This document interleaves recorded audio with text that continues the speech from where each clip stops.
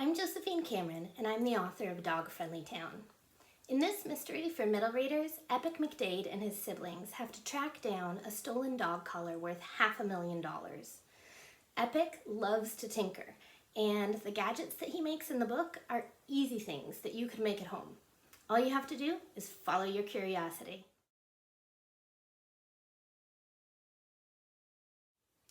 When I was writing this book, I was constantly texting and calling my brother asking for advice on where to find components and parts to tinker with.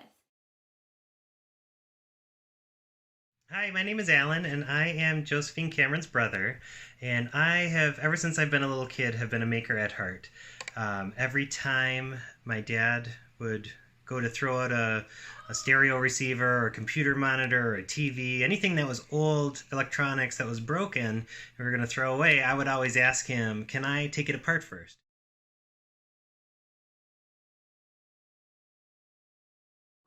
I would always say when you're going to use plugging things in, always use a parent or a guardian or a bigger kid to help you so you don't electrocute yourself. It happens. So this is an example of something that I would throw away, or it doesn't work anymore. It's an old foot massager.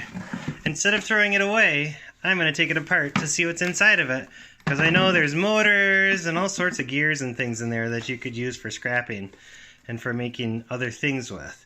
And so it just has regular screws, and we'll go and take out every single screw that we can find. And sometimes there's safety screws or proprietary screws, like triangles or just little holes, but this is a standard Phillips, so it's pretty easy. Oftentimes I'll save the screws because you never know what you can use those for later. And also sometimes they have hidden screws, so underneath these labels or underneath the feet, there'd be hidden screws, so you just kind of go in there and poke around and see if you can find any extra screws. Also, I always save like the power cords and things because you never know when you can use those.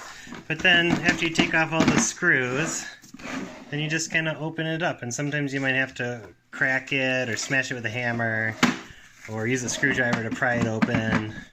So we took off the outer cover, and then we see, oh, there's a little circuit breaker or a little circuit board in here and the wire holding by screws.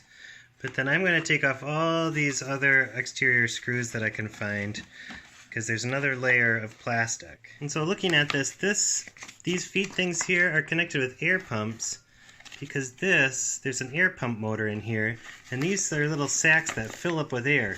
So you never know what you could use those things for that open and close the air pump.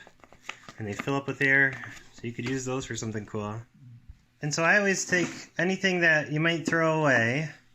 Might as well take it apart and see how it works. It teaches you how things are made and all the different parts and components that go into making a thing. So after taking it apart, we have just a ton of screws that we can save for later.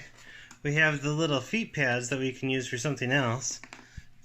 We have the touch interface board. We have all sorts of different things in here. You can see there's the motor and gearbox. And then I had an idea about what would happen if I tried to plug it in and see how it works. So again, here we have the control board.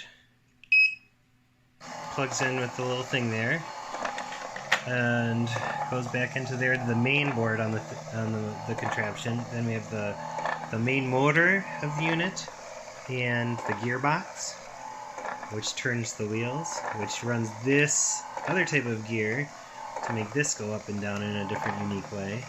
So there's all sorts of different types of gears to get contraptions to move in different ways, and it's engineering and it's hundreds of years of ingenuity, but these types of things have been around for hundreds of years, these types of pulley gears. And the heat is the light, so you know there's little light bulbs in there that give off radiant heat. And those couldn't be harvested for using something too. And so you know there's some good parts in there that you could harvest to use for making other things.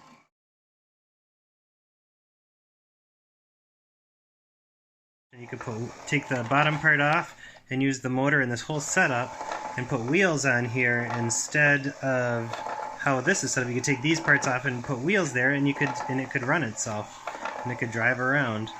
Or you could, again, it doesn't have very much pressure, so you could use it to blow up something, or maybe you spin a little propeller to make it look like it's the air is blowing the propeller. And again, we're just experimenting and exploring.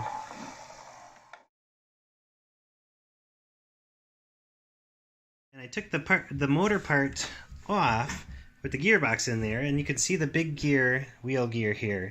But, see, that is a screw gear. And so the little motor just goes around in a circle and it turns the screw, which then turns the gearing on the big wheel. The housing of the gear is this plastic part that can come off with these screws, and then you look and there's a red and a blue wire going to the motor, so those are your powers for your motor. So you can just unscrew those, and that's your leads for your motor. And you can use this motor in any application. This is quite a large motor, so it could run all sorts of different kinds of bigger things. Where like my little handheld electric razor is just a teeny tiny little motor.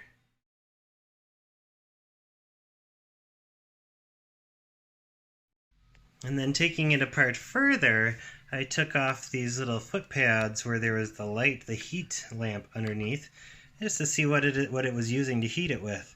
And actually it's just these little tiny lights. So I turned it back on, and you can see, well, one, you can see the motor spinning the screw gear. But then also, you can see all the heat is just these little tiny little lights, 5 of them. So you could take that, and you could use these lights for all sorts of different types of things.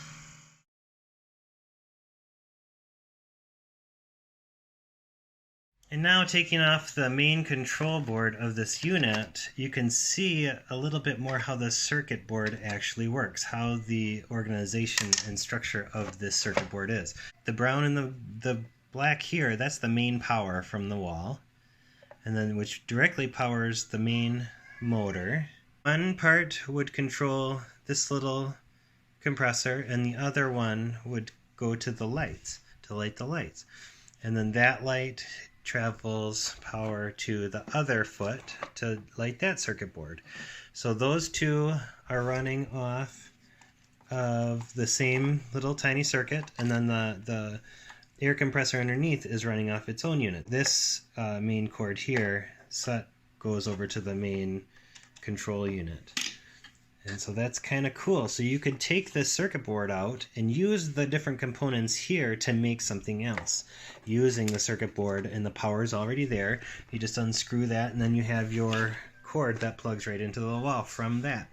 So this is a cool little contraption that was broken. The feet things had broke on it, but then I can take it apart and I can implement all these different parts and even substitute something else to connect into this board. So you could reuse it, just about every part of this this foot massager, to make something else.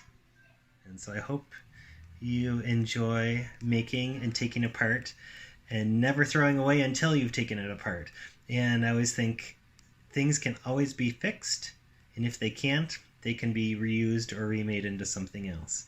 And plus, it's just enjoyable to learn about the process of taking things apart. Enjoy!